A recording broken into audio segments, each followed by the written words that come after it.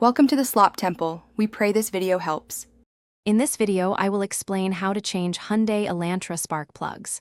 First, gather your tools, including a 10mm socket, a spark plug socket, and a torque wrench.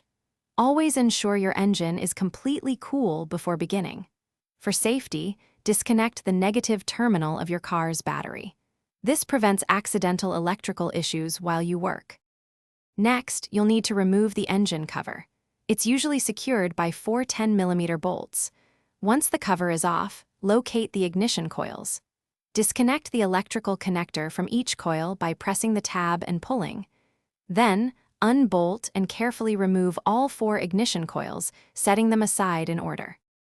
Now, use your spark plug socket with an extension to carefully remove the old spark plugs.